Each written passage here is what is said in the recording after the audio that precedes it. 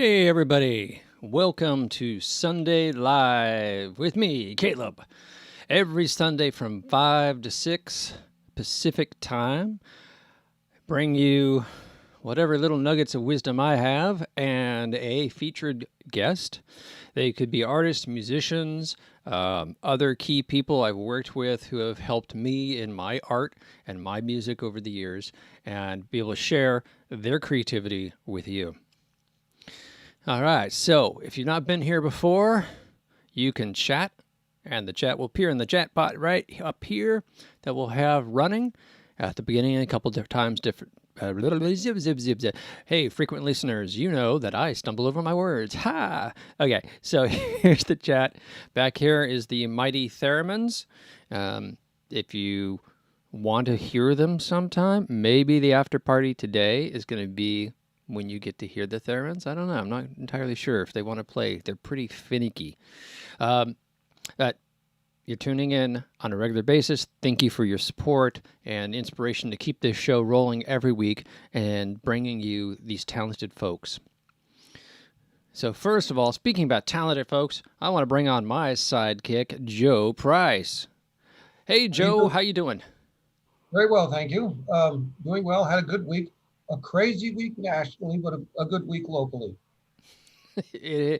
These are crazy times that we live in, and I'm not sure that they ever weren't crazy times. I think we were just a little more sheltered, and we're no longer sheltered, yet we are more sheltered than ever. Well, indeed, yes. A trip to the liquor store can be an adventure these days. Yeah, you were telling me you saw a mountain lion outside your room. Yes, passed very close to the windows, and the security lights came on at 1 a.m, and there it was, big as day. It's funny, the backdrop of the security lights means you couldn't see the actual animal, but you could see the shadow, the silhouette, and the damn thing was big. You could see the fur around the silhouette, and there was no mistaking that. I thought it was a dog, then I thought it was a deer. I said, with a head and tail like that, with that kind of size, there's no mistaking. Yeah, I've never, I did a lot of hiking over the years in San Jose Hills, Berkeley Hills, Oakland. I've been all hours of the day out in the Oakland Hills, and Marin, San Francisco, and somehow I've never come across one, and I'm thankful for that. Yeah, I don't know what to think. I could be blowing it out of proportion. They're more afraid of us than we are of them. But if you corner one, even by accident, it could be a little different. Yeah. So, folks, I'm broadcasting here from Seattle, and I was born and raised in San Francisco Bay Area, and wife and I relocated and became Washingtonians about a year ago. And Joe is coming to us from the Berkeley Hills in the San Francisco Bay Area, and our guest today is coming from San Francisco. Speaking of our guest, let me introduce Arya. I'm not going to even try to pronounce Arya's last name, so that'll be the first question that we ask him. He is a singer, songwriter, musician, but bass player, mainly bass player. And here's some fine photos of Arya that I stole off of his Facebook page so that you have some sense of his work and who he is. And let's bring him on. All right. Arya, are you out there? Coming in loud and clear, Caleb. Fantastic. Welcome to Sunday Live. And how do you pronounce your last name? So my name is Arya Zarrinkelk.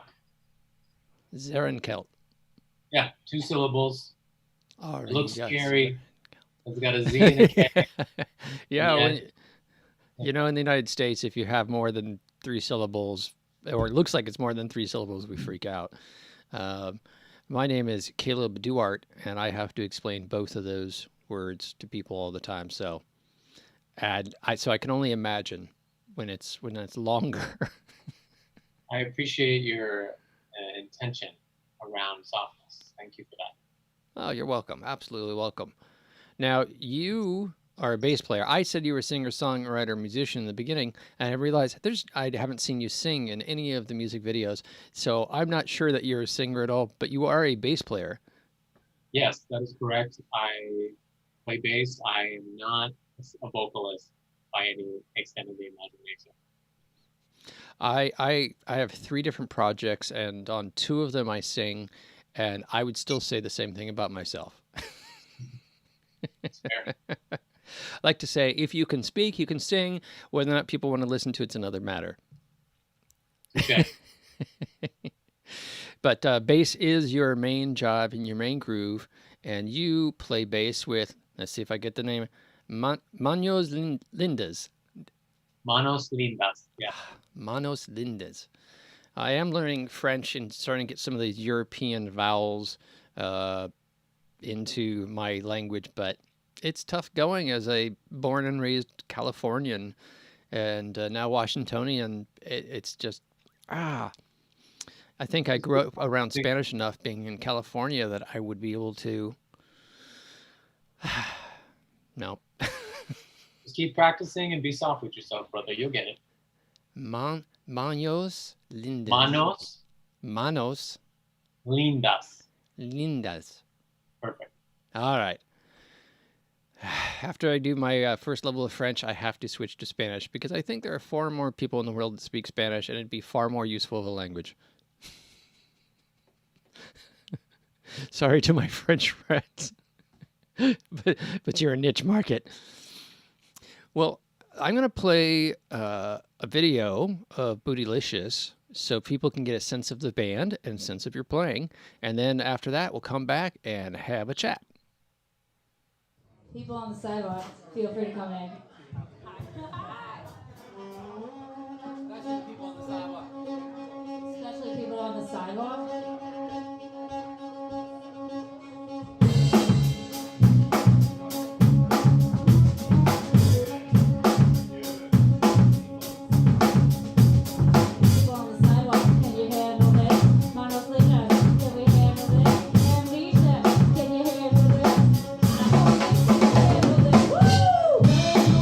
We rise.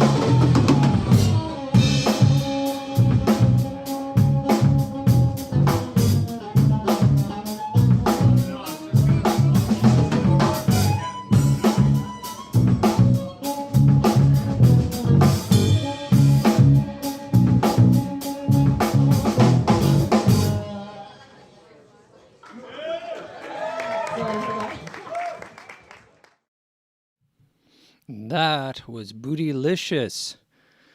So, Arya, tell me a bit about the band.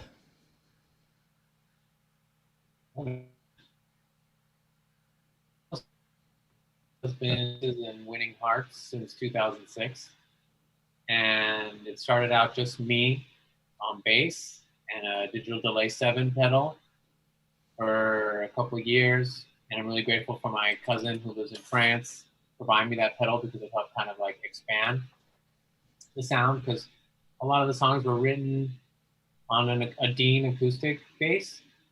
So when I got the pedal, it kind of allowed me to really step into a broader sound, a more expansive sound.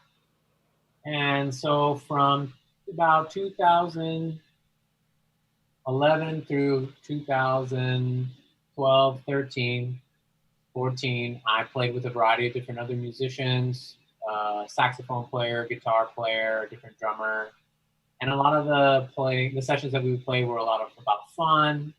We didn't really record anything substantial. And then in 2014, I brought together some homies and we recorded El Cinco Dedos demo, which is like the 5 Fingers demo.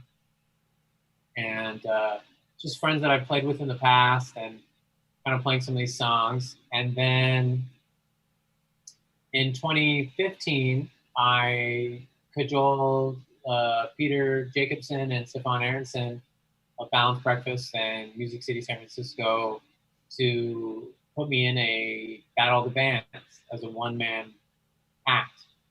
And it was at this event where I met Hannah Glass, who plays violin in Your Fearless Leader, Chris Humans of the Sound Agency, The Human Condition, amongst a myriad of other bands, and Vince Shore, who's been a staple of the San Francisco music scene for the last 20 years. And at this event, they both were like, I want to play music with you. Individually, they approached me. And so then I united us together like Voltron, and we've been playing music for the last 5 years now. And I'm just really, really grateful to be able to have this experience because it informs so many other parts of my life. And it really allows me an outlet to nourish myself and others, remind others to cause no harm to self and others, and ease the suffering of self and others wherever possible.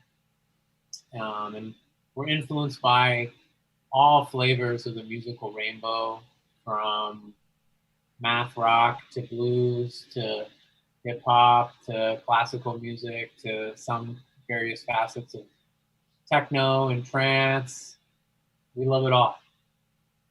Nice. And listening to the tracks, I'm reminded of the 1 year that my band Audio Terrorist became a trio with a drummer and bass player, and then me on vocals and some keyboard samples and whatnot, and sometimes a cello player. I was like, wow, it sounds a lot like that vibe. And for that year, we were saying no guitars for this year are going to be a part of the band.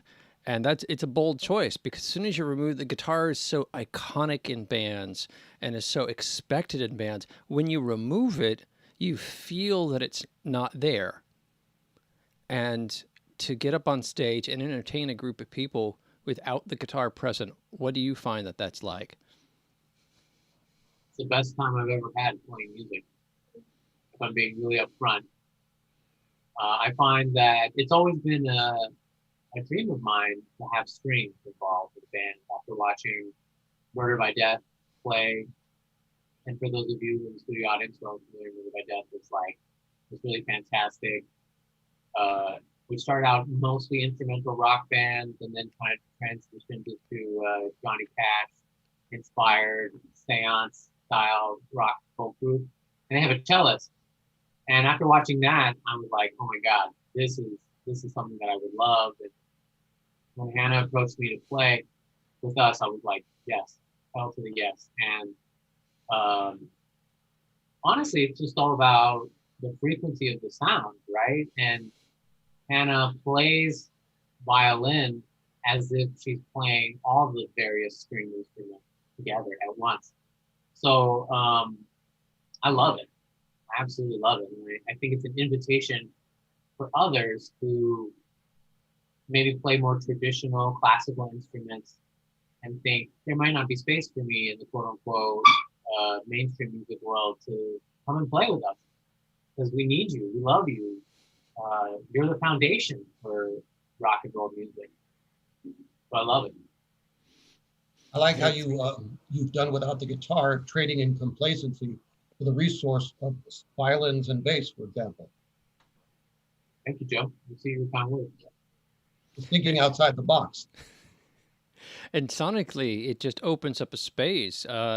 Hannah's violin, and shout out Hannah if you're out there listening or watching, fellow Balanced Breakfaster. Balanced Breakfast is a music community, and we have been reposted throughout the Bay Area and in Seattle on Balanced Breakfast for tonight's episode. So waving hi to all the Balanced Breakfast people.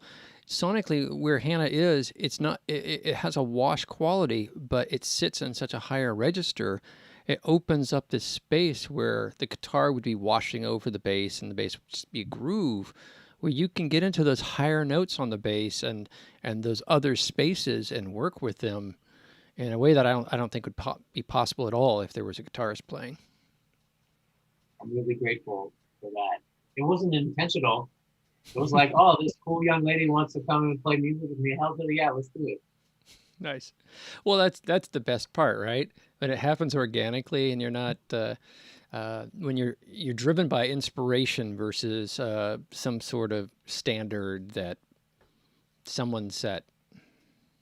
Correct. So Joe, so I've been working with a band up here in Seattle called Martial Law Band and helping them with their album release. And he was like, oh, have you heard Mike Oldfield? I'm like, yeah, I know Mike Oldfield. So I went back and listened to my favorite Mike Oldfield album, which is Platinum. And I was hearing some shades of Platinum in there and also shades of that Audio Terrorist lineup, which had Kedar Roy, a buddy of mine who plays fretless bass. So with our stuff, he was working in that space on a fretless, so that's making me think of the British band Japan, Jaco Pastorius, all that space I'm hearing in your music, and yet it has that art quality, but you also have this sort of, I guess because of the drumming, it's got a rock aesthetic to these videos. So I'm going to show a next video, which is more along those lines. Eventually, we'll get to a video that is different from that. But those are some thoughts that percolate to my mind and things that were triggering me. Oh, and another shout out to my buddy James Tejada, because if it wasn't for him, I wouldn't have heard all those more obscure bands that featured bass more heavily. And then back to shouting out about Kid Roy, I wouldn't have heard the Chili Peppers and Primus and all those, early 90s where suddenly the CD could handle bass. Because you bass players got shafted for decades because of the vinyl record and the cassette tape. Because those technologies could not represent bass. So the bass just kind of got buried in there as a vibe. It's interesting you mentioned that. I always have taken the perspective that bass is really more, in my mind, meant to be felt than it is meant to be listened to. As a lot of people have always asked me why, because I've always wanted to play bass. Like, that was always my drive. And most people were like, why? Like, why do you want to play bass? And I could never really put my finger on it. And the more I play it and the more I listen, I truly feel as if I'm listening with my heart and not so much listening with my fingers. Yep, we're losing some audio on you, Arya. Oh. Okay, you're back. Okay. I was just saying that bass is more, in my opinion, meant to be felt and not listened to. And so for me personally, yes, bassists have traditionally always gotten the shaft, and that's okay because we're coming up in our own now. Yet, I believe we served our purpose, and we are continuing to serve our purpose. Well, when bass is missing from music, it's very, very apparent. Yeah, bass to me reminds me of what my mentor Dan Wyman said about soundtracks for films. He said, it's 50% of the experience. You just don't know it, because the best film score, you don't realize you're listening to. You just have the emotional experience. Excellent. I love I that. think bass is, bass locking in, bass is the glue that locks in on top of the drums and starts creating a framework and a layer of the cake for the music. So it's very fascinating for me to hear you talk about bass in that way, that it's the groove and it's the feel, and yet you've created a band that has space above that layer that's open and actually might be uncomfortable for some listeners, because there's space where usually there's content coming at them, but by creating that space, or almost like a void around it, it's allowing the bass to do a bunch of other things that beyond just the feel, because I'm listening to actual your runs because I can hear them clearly. So I find it interesting that you honor the traditions of bass, and yet you're also providing an opportunity for bass to be something in addition to that. Thank you, Caleb. I really received those kind words. None of it is premeditated, I promise. It's like, You felt it, and you got on the flow of the river, right? And you gone down, and you put yourself out there. That's the key message, right? Is you said, I'm going to put bass in a pedal and go get up on stage. I didn't have to form a band. I didn't form a band. I didn't do all the normal things that maybe would have protected or shielded me. I just openly, honestly, as myself, put myself out there. Other people clicked with that, grooved on that, and said, hey, I want to be a part of that, and then built on it into your next thing. And exactly. And I want to make it very clear that this is a co-manifestation, right? A lot of what we're hearing is, 1/3 Vince Shore, 1/3 Hannah Glass, 1/3 Arya Zarrinkelk. I mean, I do a lot of the band manager role stuff, yet musically and sonically, it is truly an equilateral triangle. I hear you there. Well, let's hear some more of that with Man Overboard. I'll get into it.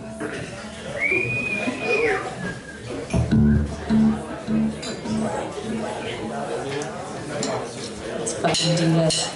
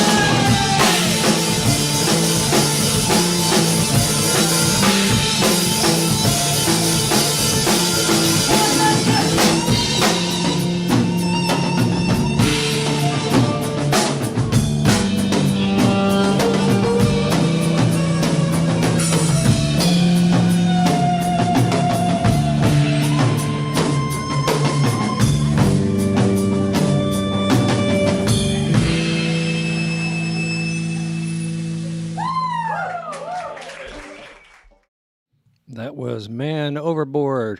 We are here with Arya from the band I will not attempt to pronounce until I can pronounce it right. One How more will you time. practice?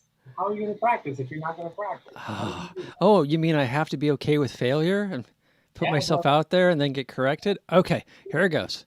Yes. Folks out there, this is a training lesson. And don't worry about shit. Don't worry about this. Let it all go. That's all just noise in your head. Go out there, try stuff. Guess what? Everybody else is stumbling through it just like you are. Stumble and then be open and receptive to the feedback that you get back. Let's see, I got Manos Linda. Manos lindas. Manos. It's just that A. You see that A. Yeah. I can't. Okay, you're doing great. Every time you say it, Manos, remember, Manos Lindas. the N is hard. There's no N yet, so you're not going to say yeah. So it's manos lindas. Mano Lindas. Perfect. All right, that's easy. Mano Lindas. 4 little bits. And if you can say tekamaki, you can say manos lindas.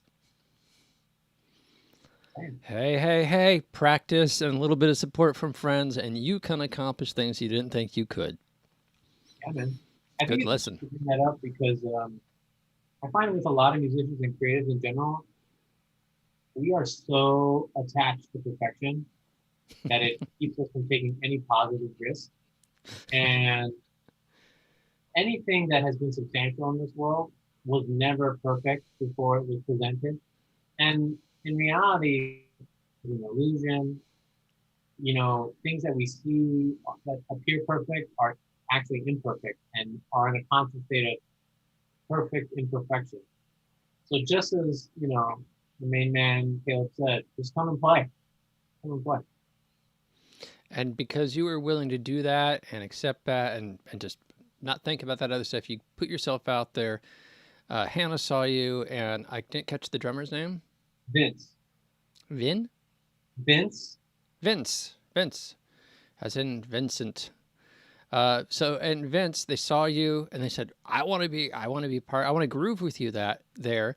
And man, you guys just complement each other so well in that classic, I think for me, like prog rock way, where you give each other space, you give each other support. Like that last track, the bass was in a more purely supportive space. It just kept the groove going and gave Hannah all this room to explore her violin, but also exploring all the drumming, right? Again, it's I feel like your band provides the opportunity to actually hear the inner workings of each instrument.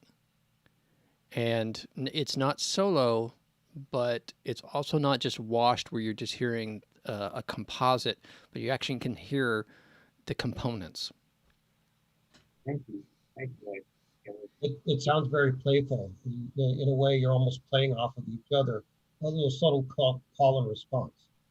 Thank you. I'm really blessed to work with these two savants. They're geniuses. You know, Hannah is like classically trained pianist, violin, vocalist, tambourine master, and Vince is just like an autodidact who totally understands rhythm and groove in ways that, you know, I could never. And as someone who knows little to no music theory, when I present things to them, I'm never like, okay, this is in, you know, D and it's like 60 beats per minute. No, it's like, okay, these are the colors, these are the feelings, this is the story, this is the intention, the manifestation that I'm trying to communicate.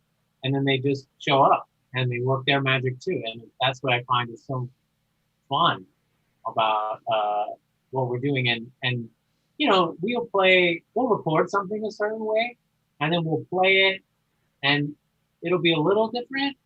And that's what makes it fun and exciting because, you know, they know what I'm going to be playing. And that kind of just to your point earlier, Caleb, it's kind of like the spine of the music is the bass. And then they form the rest of the flesh and the you know, the nerve, the skin, and all the organs, all the good stuff. So I'm just really, really grateful to be playing with them. It's like the three of you complement each other to where, with the three of you together, each one of you can transcend yourself, thanks to the other two. Thank you, man. We received that. Yeah, that's the entire intention. So, like I said, nourish ourselves and nourish others. So I have a sense of Hannah's background as classically trained, and Vince, that he just has this incredible connection with rhythm and space and time. What was your background, and how did you become a bass player? Yeah, so like every good child of immigrant parents, I was forced into piano, and I hated it, and I will never forget like having to like being forced to practice or like going to the piano school and like literally one day like when I was 7 like just like running out crying. So I never like played piano. Like I did thankfully I was growing up in a time when music classes there was funding for that. So, I learned a little bit of vocals, I learned a little bit of clarinet, but at the end of the 6th grade, I stopped playing any instrument. And it was all just about like listening and consumption, right? And never really believing that I could write and play. I was in a band in undergrad, and in that band, I wrote none of the bass lines, so I'm really grateful for that experience too, because it kind of gave me a little bit of confidence to show up and like play and have fun. And then I was in a metal band in grad school, and that was really wonderful because that was like the first opportunity I was given to just like, okay, play bass, play whatever you want, no judgment, no critique, as long as it sounds good and it matches. And I'm really grateful for Andrew Hicks, one of my good friends from high school, to invite me to play and just give me the space to do that. And it was during that time when I first started just picking up the acoustic bass and just literally, man, 2006 World Cup, just sitting on the couch, watching these soccer games and just fiddling around on this acoustic bass that my friend Galen Duckles convinced me to buy off of eBay. And through that, I just started writing songs and writing stuff that just kind of sounded cool, without any really like intention or focus. And then one day someone showed me the concept of finger tapping, and that completely changed my world. My brother, actually, Arya Zarrinkelk, he taught me how to do like single finger tapping.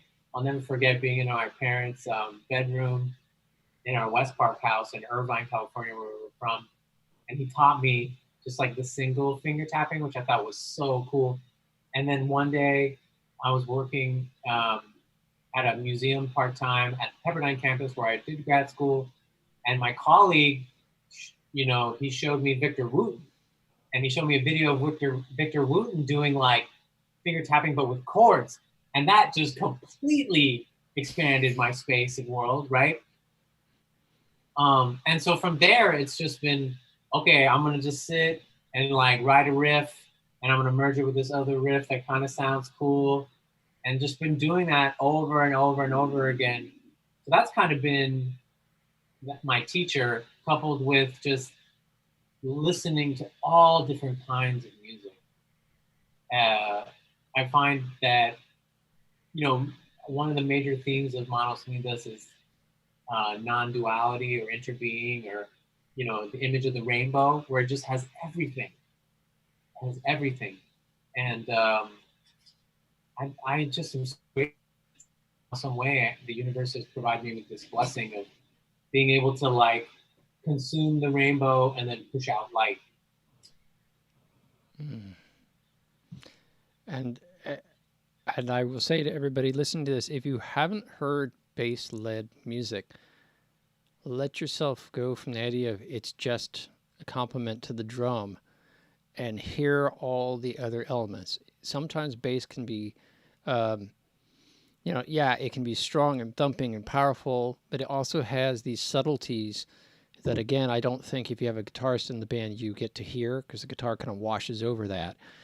This next track, I think, is a good example. How do you pronounce this track again? It starts with an A. Atardecer. And what is that word? I've never seen that word.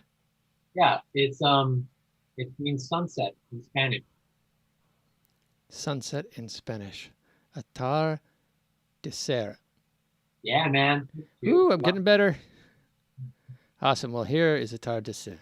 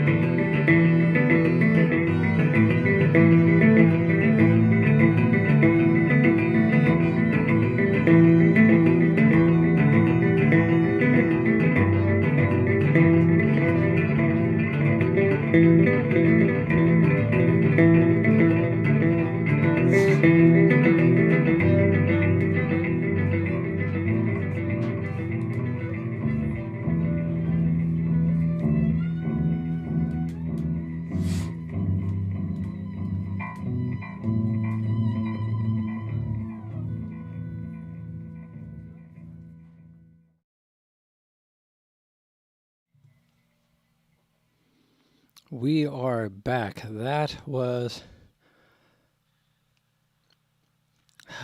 It's going to take a while, Arya. Break it down. Break it down. A friend of mine, Mateo, down in LA, he's doing some phonetics for me. He's we just recently kind of started getting to know each other a little after years of me following his company that does new versions of the Space 1999 TV series as novels. And so shout out to Mateo.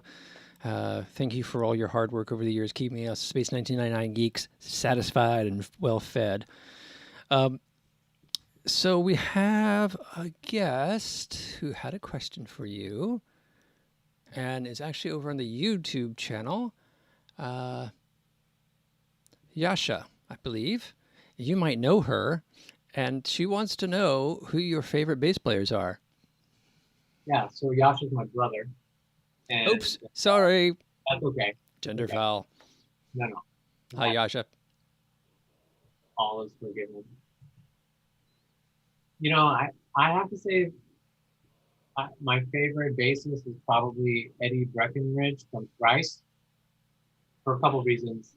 One, his story is really fantastic in the sense that he did not know how to play bass, and his friends, you know, Pepe, the guitar player of Thrice, taught him how to play bass, and then he kind of got the basics and ran with it. And also Thrice is from our hometown of Irvine, and it's just kind of a fun story to feel like, oh wow, if like this four dudes from Irvine, this really suburban, sterile, curated place, can make music and become this really great national, international presence, then we could do it. And also I really, I love seeing the interbeing of Eddie's presence on stage versus his presence off stage.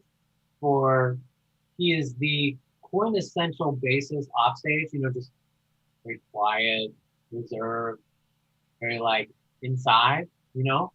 And then once on stage, it's a completely different persona, just constant movement, dancing, running around, playing. And then of course his bass playing is really fantastic and really wonderful. And so just a lot of his experiences and story and kind of his presence just resonates with me, and it's resonated with me for a long time. So that's usually when people ask who my favorite bassist is, I kind of say that, just because it's got a lot of different layers to it. And that last piece, I don't know his music. How would you describe his genre or style?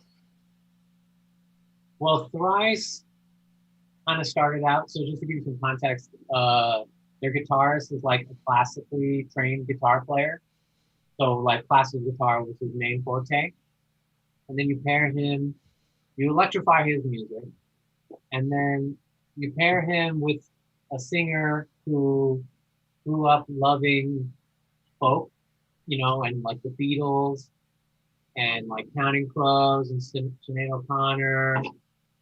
And so, you know, you're kind of like brewing an interesting mix of like pop music meets really heavy thrash, really heavy rock. And then you have these two brothers, Riley and Eddie, on bass and drum. And, you know, Riley really brings a straightforward yet athletic approach to drumming, I've observed. You know, he was really into baseball. So I observed that his athleticism kind of goes up there. And, you know, Eddie will, from the beginning, and their music has evolved significantly.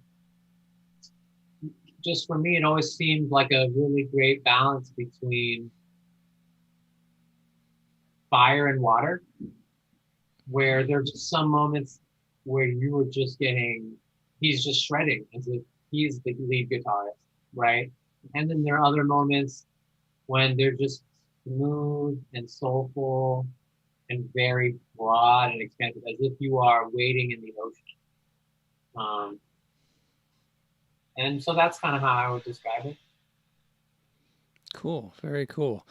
And I like to say to folks that most of the folks I know listen to pop music. That's probably much all they listen to. And I come from a background where my parents are largely pop and country. So my mom would be kind of more Hank Williams Jr.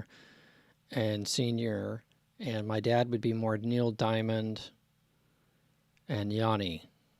Yanni, Live at the Acropolis. Yeah, so I get that range of that sort of more abstract, but still pop, and then the art rock that Neil Diamond represents, and the folk in there, and then this very twangy country, oaky stuff on the other side, and then we didn't have very good music programs around me. There wasn't really access. So the only thing I could access was choir. So I did choral singing, classical choral singing from 4th grade up into the middle of university. And then high school, got to join the jazz singing group. I think 16 of us doing 4-part harmonies. And so I got a lot of that, art world, music world, non-pop music world background. And I had a hard time learning how to play an instrument. So I started allowing myself to just go crazy and make sound, tapping with spoons and banging on the piano with my fists and things like that. And that's when I discovered that it might not be something other people would want to hear, but at least I was doing something, right? So I became familiar with John Cage and all the art music scene. And sometimes I feel like I have to form this bridge between my friends who all listen to pop music. And when I say pop music, I mean from goth to Lady Gaga. That's all pop music. You might think you're being alternative, but you're still in a rock framework, rock or electronica framework. And so I feel like I have to be this bastion to try to introduce them to some of these other aspects of music. How do you feel or interact with that question of pop versus art music? Well, as someone who was reared on Michael Jackson, and there's a radio station in Southern California called 102.7 Kiss FM, where 90s R&B and hip hop, just stuff that would just make you bob your head and groove. I knew all the words to every major Salt and Pepper song, the back of my head, And so for me, what I really love is, when you listen to a band like Godspeed You Black Emperor, and for those of you paying attention at home who are unfamiliar, they're I don't even know how you would describe Godspeed. Just a lot of very interesting sounds and noises. And so you're listening to the song, let's say it's 21 minutes long, and the majority of this song may not even sound like a song. It's got noises, it's got samples, and then there's this 43 seconds in there. There's 43 seconds that are really, really dialed in on the pop aesthetic, what I call the Michael Jackson factor. The thing that really gets you, and you're yeah, oh my God. And then you love that 21-minute song. Because at first you're I'm confused, I don't know where we're going, this seems am I gonna continue listening to this song? And then those 43 seconds, and you're oh my God, yes, I want to listen to this again. But you have to give yourself over to the journey to get there. Yes. This is your pop prize, and my mom's putting rock and roll in the comments. Yeah, rock and roll is a pop music. Pop is, we now say pop is a very specific, maybe electronic female singer, but the word pop comes from popular. versus art music, where in pop music your intent is to entertain and engage an audience, where in art music your intent is to explore. And sometimes it might go into a popular feel, and sometimes it might leave you in a very uncomfortable place because you're exploring the outer edge of something, or the unknown and the previously not known. I love the idea that he took this kernel of pop and said, okay, you come along for the ride and I'm going to give you a cookie. As long as you're having fun, because all of this is subjective, right? Art is subjective, beauty is subjective. You know, the bands that you mentioned that you hear, or like when other people come up to me and they're like, oh man, yeah, your music really reminds me of this. And I'm like, I've never even heard that band. And then I go listen to it. I'm like, I can't even, I'm so humbled to hear that. So for me, it's like, and this is the major thing I come back to with my brother and sister in this band, is that, are we having fun? Are we enjoying ourselves? Right? Are we proud of what we're doing? Because people are going to hear what they're going to want to hear anyway. So let's just show up and have a good time. So it's again, nothing with intention. It's just literally, this sounds cool. Let me bring it to my brother and sister, and let's keep co-manifesting and co-building. And just allow it to happen. The next piece, I think, captures that in the way that the videos before that don't, because they're very much produced, you guys on stage. But this is like you're in with a group of people, and so there's that connection of everybody listening and just getting in sync with what you're doing. And also it brings out the acoustic bass. When you said acoustic bass earlier, I thought most of the audience would be like, you want, you know, like stand up, boom, boom, boom. No, there actually are acoustic bass guitars. You don't see them very often. And this is a great example of someone using an acoustic bass, and this is called McNully's Curse. Okay, ready? Ready? Okay.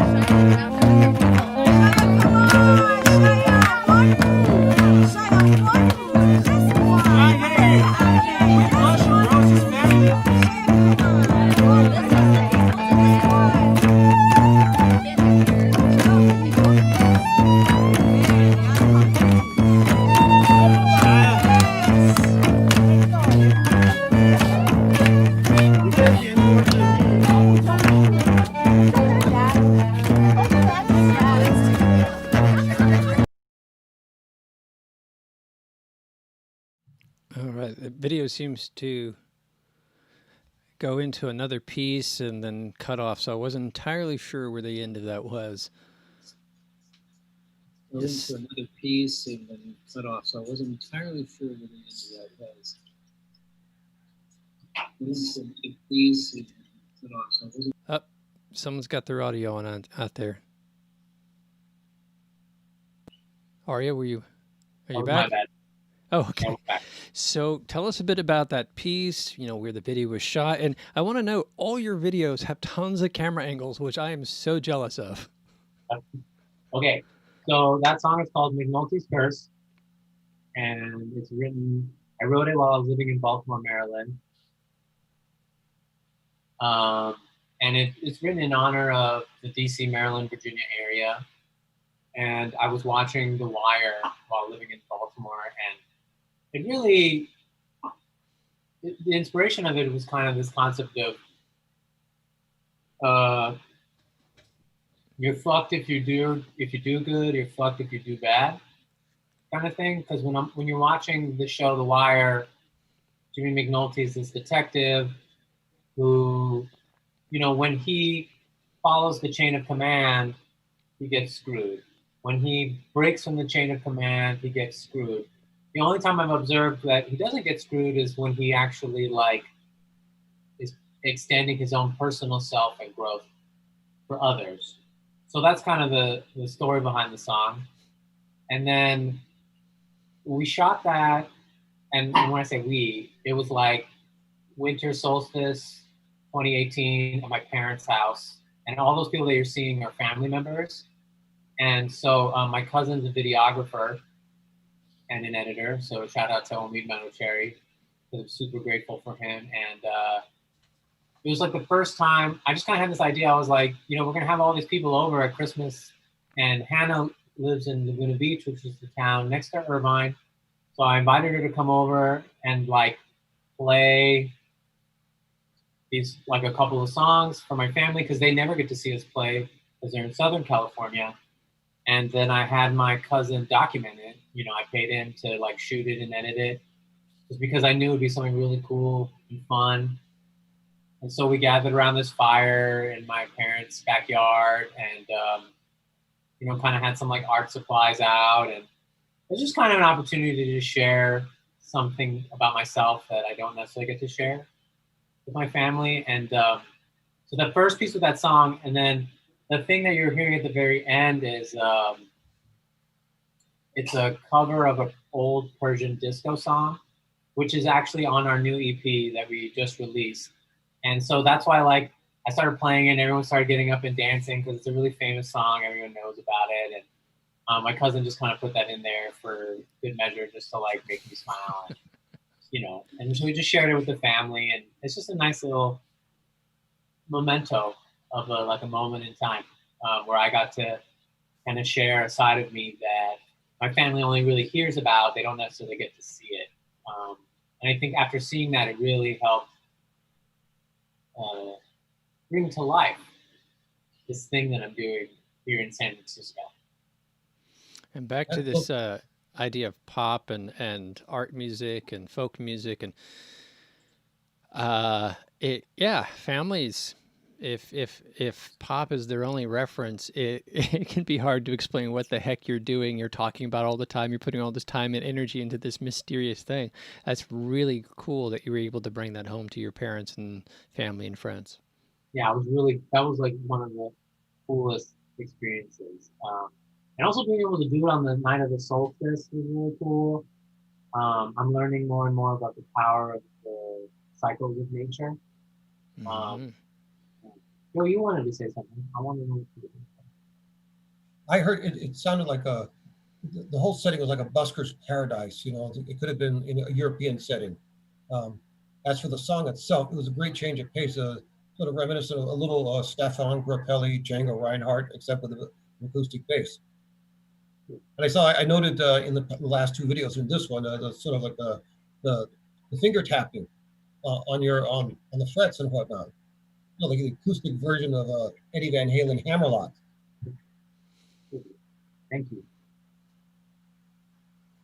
And right on what Joe said, when I first saw this video, it felt to me like you and Hannah went on tour in the Eastern Mediterranean, and you were on some Greek island, or and there was a fire pit, and ocean around you, and you're performing, and everybody in town came out because they heard music.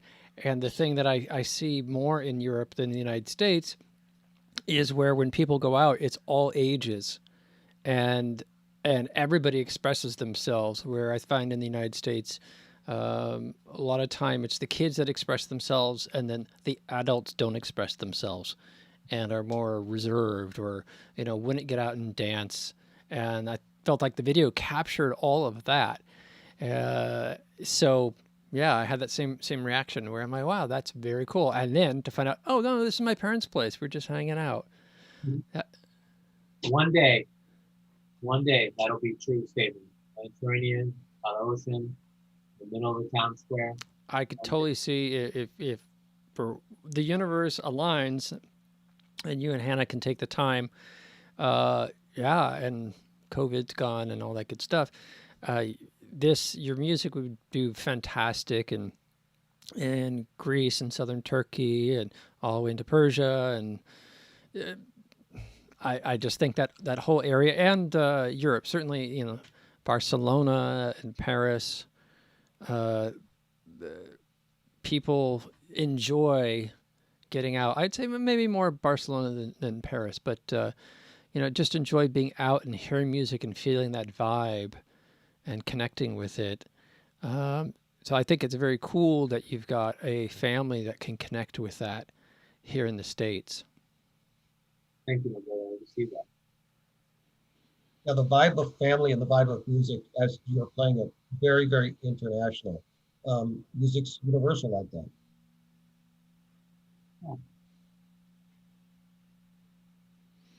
Well, speaking of universal, I'm going to do Mystic Moment. So if you're a regular listener to the show, I do a segment called Mystic Moment, where I challenge the listeners every week to broaden their field of vision, broaden their knowledge, and broaden their experiences. And this week's theme has been Open Your Ears. I know, I'm as guilty of it as anybody else. I grew up during the 80s.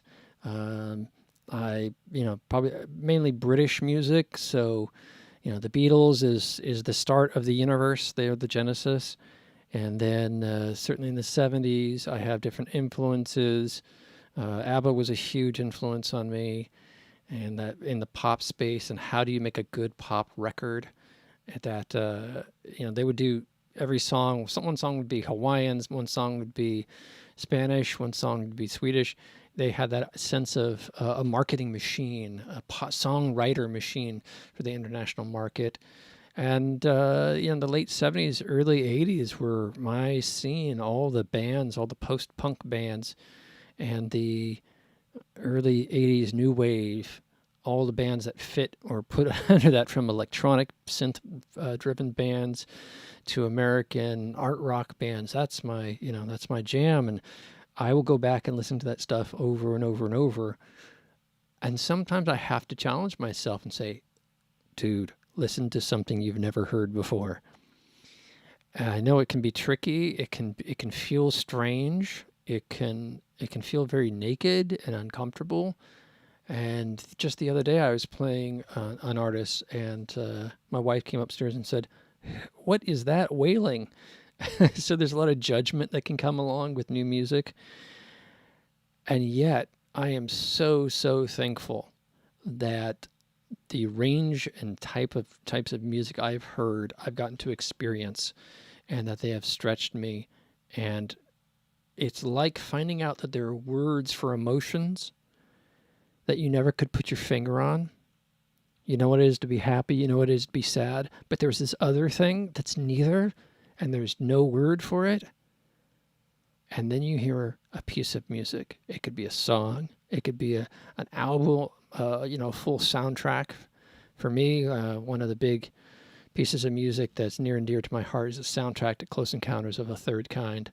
Whatever you think of the movie, that soundtrack is incredible, and it's challenging because it is not Star Wars. John Williams did both scores. Star Wars is very mainstream, straightforward, Americana, romantic, classic art music, where this is more experimental, and it takes you to places that otherwise you wouldn't have gone, and it takes you on an emotional journey.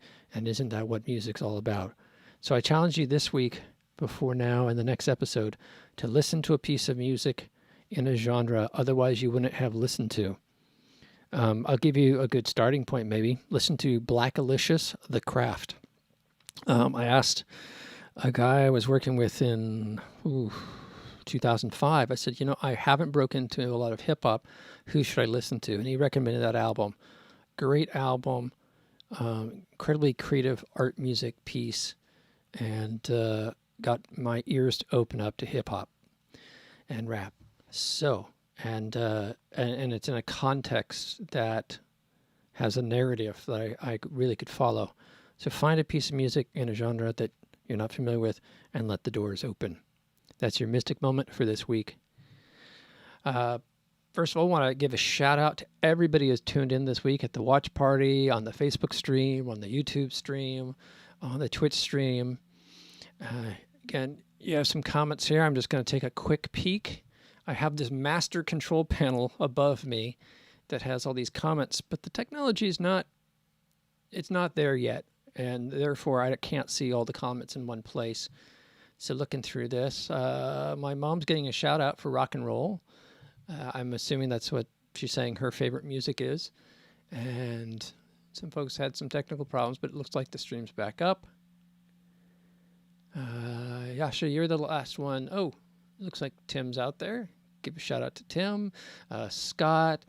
I saw Ken from Balanced Breakfast on. And if you have any questions, feel free to post it up here, because we're about to go into after party, and that's kind of like a hangout and chill question and answer section. So if you post in one of these comments questions for Arya, I could get them answered. And over on Twitch, okay, looks like we got everybody covered. So let's go into after party and have a good conversation.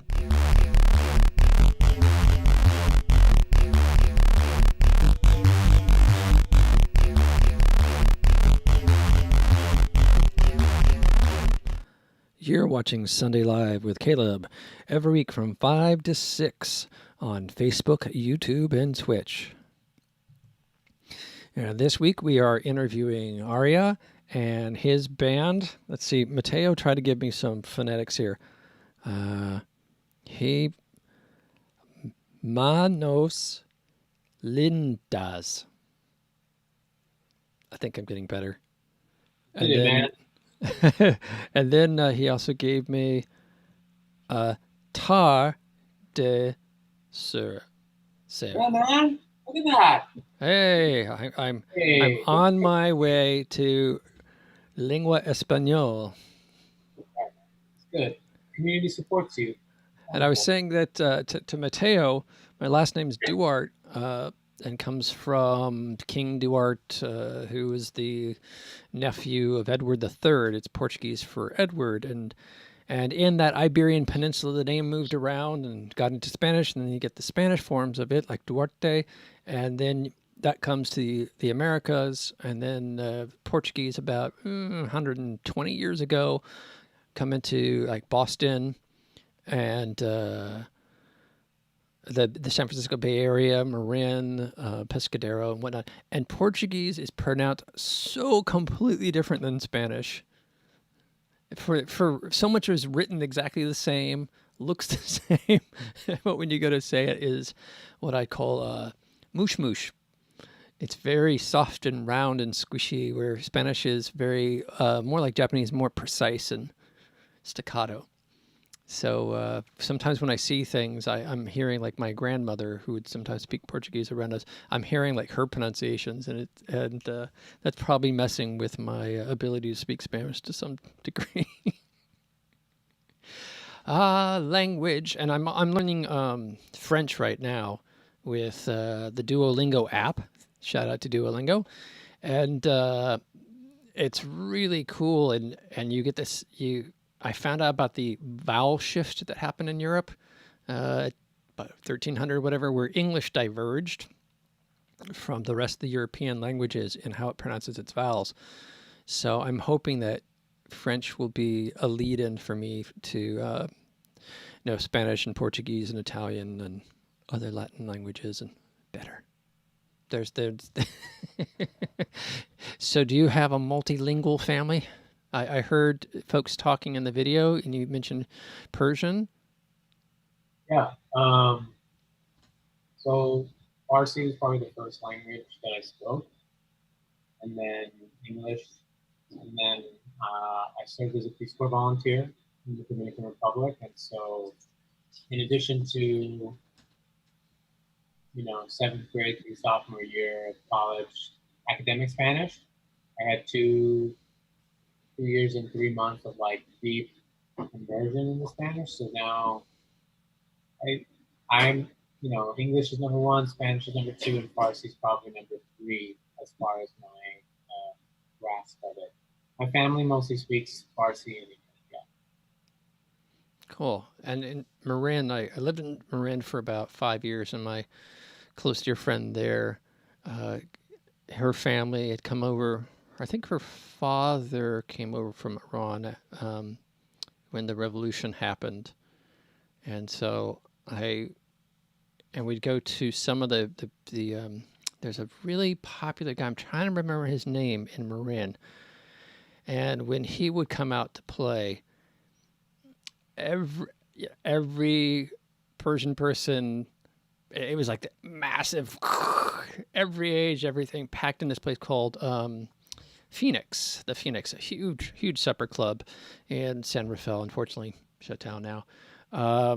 And so I got to hear the language and hear the music, and have another connection. To me, that's the beauty of the United States, and certainly the West Coast and the Bay Area, is so many folks from everywhere that I grew up kind of thinking that's how the whole world was, right? I grew up in a working class neighborhood, and up and down the street, that guy's a mailman, that guy worked for Lockheed and helped recover a Soviet submarine, and my dad's an auto mechanic, and the guy next door is a painter, a fine art painter. That was reality for me. It was actually quite a shock as I got probably, university, probably, it was in university the first time someone said, I am this specific thing, and you need to honor that specific thing. And it was completely new to me. And I don't know if that's other people's California experience, but that certainly was mine. I think I found my experience was similar to yours, where you have in Irvine, where I grew up, there's a lot of Asians, Southeast Asians, white people, not a lot of Black people, not a lot of Latinos. Irvine, in the surrounding towns, more Latinos. Mm. And yet, as a young person, when you're going to school and you see a variety of different races and ethnic groups and demographics, you assume that's the way the world is. And when you step outside of it, outside of your bubble, which Irvine is actually colloquially known as a bubble, you actually realize how much more expansive and broad the world is. And it's interesting. I really have a lot of compassion and empathy for people who are identifying with their ethnic background. And at the same time, I recognize that for me personally, my perspective is our ethnic background and our demographics are only one facet of who we are, right? And, if we're thinking of ourselves as like Rubik's Cubes, there's a square dedicated to different things, right? Like I'm a son, I'm a cousin, I'm a brother, I'm a bassist, I'm a career counselor, I'm a guy who's growing a beard, I'm a musician, I'm a partner, right? I'm a yoga practitioner, I'm someone who meditates, right? The list goes on. And, being Persian has definitely influenced all of that, just like everything else has influenced all of that. So it's fun, I find, to let everything inform each other. And that's why I'm trying to train myself to be in a mindset of play and be in a mindset of there are no boundaries between things. They're not real. The universe doesn't really operate like that, right? The energy and matter that consists of air is like touching the energy and matter that consists of this window, this wood, my skin. You know, they're all different and connected at the same time. Now, when a neutrino flies through in a straight line, it does not distinguish between glass and flesh and air, and it is traveling between the molecules, and most of the time never even touching a single atom as it travels. And that's a layer of the universe where all that just doesn't exist, and you build up from there. And when you realize that the atom is mainly empty space, you realize most of everything in the universe is just empty space, where there are these little moments of something existing, which we can call a neutron or a proton, and electrons are kind of fuzzier, and they exist at a distance from each other. And sometimes they'll pack in a little closer, and sometimes they're a little more open. At the atomic level, it's just a continuous three-dimensional layer of things are a little closer, a little more packed, and things are a little more open. And yeah, we get into the label thing. And like you say, if you start doing your labels and you start with, what you identify as, and you go down this list, the absurdity of it gets very quickly there. And for most of us who sleep about 8 hours a day, it's only 2/3 of every 24 hours that we're those things, right? Okay, genetics. Okay, when I sleep, I'm still my genetics, but my personality, personality goes away. Who you are. I like to say to people, you die every night. So you don't have to be afraid of death, because that's just a death that you don't reconstruct from, and that is now only existing in memory of those around you, and media is a form of memory. But every night, that's how you learn. How you learn is by absorbing new information during conscious time, and then at night, dying, tearing the whole thing apart, and hopefully there's enough consistency so when you wake up in the morning, you're not completely lost. But what you do is you pull that apart, you tease that identity apart, and you put in new elements, and then you reconstruct it and reboot it in the morning. And there's a range of, there are people who lose themselves at night and don't get to reconstruct in the morning, and particular mental illness of that. But most of us, we're still relatively the same, but now we have a new thing. Oh, we can play the guitar a little better. Oh, that bass tapping thing that my brother just showed me. Now it's a part of my body, right? It's a part of my personality and a part of my expression, but it wasn't there before. Yeah, so I find it fascinating when people become fearful and start holding on to either a label or this idea of their box and their limitations. And you know what? The world will take care of that in short order, one way or the other. And the sad thing is, while you're on this journey of life from cradle to grave, you've just filtered out so much of the world because you only stayed in your little box. And I have to say, man, the world is so rich. And there is so much, from the subatomic particle to the largest galaxy, that right now in human history, you can access in some way, whether it's just purely intellectual or emotional, spiritual. So it's like the buffet. We have this incredible buffet humanity has opened up. Go taste some of it. Now that is a mystic moment. Seriously, the trappings of how we identify ourselves, I think it's been largely upended as of this year. And that's where, when we die as we sleep, those creative deaths that can happen with every time we sit down and meditate, or even the physical meditation of movement, be it exercise or be it practice of a skill. We can learn to forget the self and then absorb into what we're doing. We transcend the self. It's a very creative form of death. And Arya, you haven't seen my earlier episode with Joe, so you might not know his background. So here's my take on Joe Price.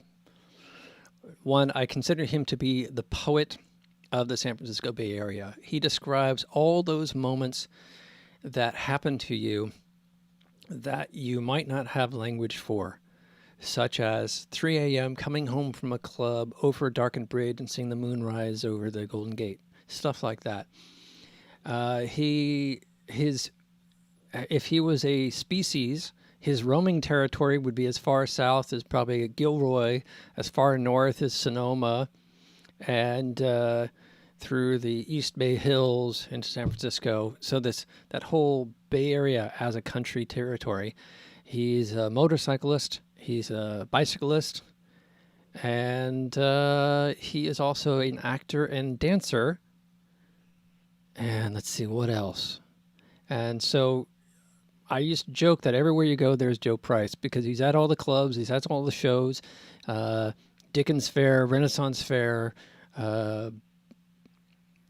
motorcycle club gang that's meeting over in La Honda on the peninsula, a cycling group in the East Bay. There's Joe. So I can't remember what triggered that thought, but I just wanted to introduce you guys so you guys knew each other a little better. Pleasure. Yeah. Ignore the rumors. That's all I ask. Got it. Let's start a Joe rumor. I think it's time for me to take off. Oh, wow. It's already 6:30. Well, thank you so much, Arya, for being here with us and sharing your art, not only on my show, but out in the world. It's greatly appreciated.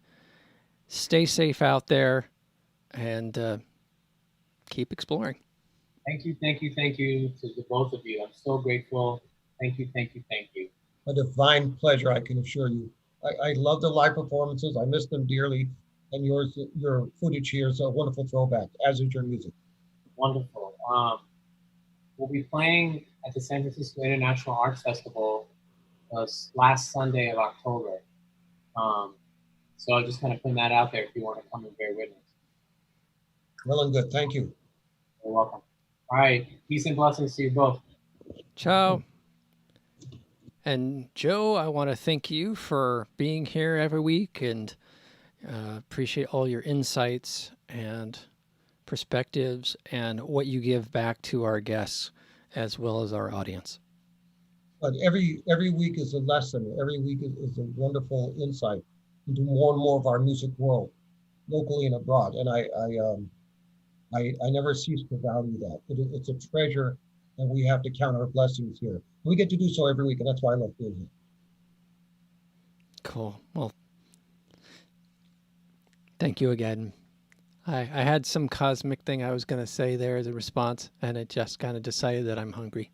So that's where the mind went. Post no bills. Yeah. All right, everybody. Thank you so much for watching. This has been another episode of Sunday Live, our 27th episode. Keep tuning in every week, and we will bring you interesting opportunities in music and art. Take care of yourself out there. Stay safe. For folks that are interested in learning more about my music and art, feel free to follow me on Facebook, Kalib Duart, or one of my bands. They are also on Facebook, Kalib, Audio Terrorist, Cuir Bleu, which is French for blue leather. There are also albums and singles available on Bandcamp for streaming and downloading. You can even help buy a copy of an album and help support the artist. Also, I have videos for all three band projects. Kalib is my sort of country rock folk outfit. Audio Terrorist is my more electronic, dark, edgy art music meets rock band You never know what you're going to get with Audio Terrorist. That's why it's called Audio Terrorist. Career Blue is more of a sort of sexy, fun, electronic, with a little touch of folk in there as well. And there are new releases coming out all the time, so check them out. Thank you all for joining us this week and watching the show. Catch you next week. Bye-bye.